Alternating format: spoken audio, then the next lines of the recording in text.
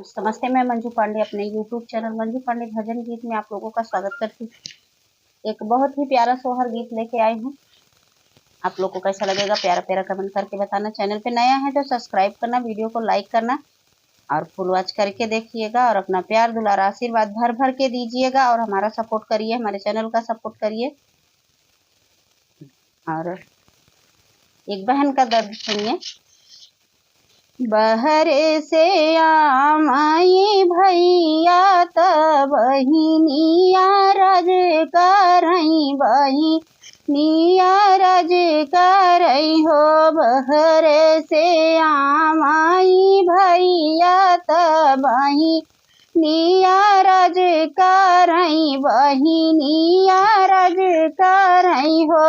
भैया भाभी से मांगे काले मनात आखिया तीरो रही त आखिया तीरो रही हो। भैया भाभी से मांगे काले मनात आखिया तीरो रही त आखिया तीरो रही हो। इतनी बचन सुने भैया बहिनी सामुझावई बहिनी सामुझावई हो। इतनी बचन सुने भैया बहिनी सामुझावई बहिनी सामुझावई हो। बहिनी तखवा पे धरब कलवना दुई नहु जाने खाबई दुई नहु जाने खाबई हो। बहिनी तखवा पे धरब कलवना दुई नहु जाने खाबई दुई नहु जाने खाबई हो। घर में से आमाई भाभी त भैया से अरज करई भैया से अरज करई हो। घर में से आई भाभी त भैया से अरज करई भैया से अरज करई हो।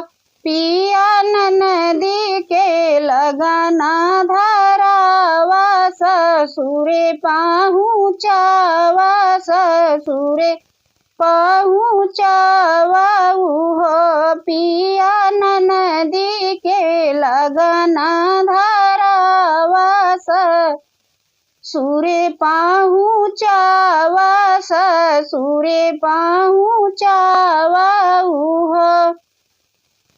कहाँ पाई धना हम सड़िया त कहाँ चुनरिया त कहाँ चुनरिया हो।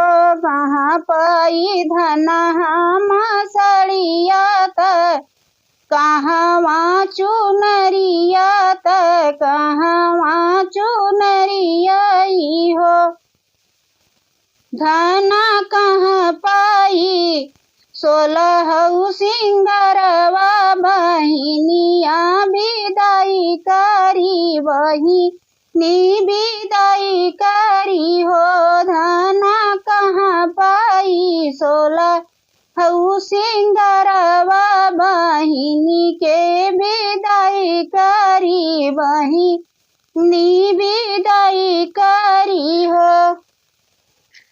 हमारा ई बाटे पिया सड़िया त हमारी चुनरिया त हमारी चुनरिया हो। हमारा ई बाटे धाना सड़िया त हमारी चुनरिया त हमारी चुनरिया हो।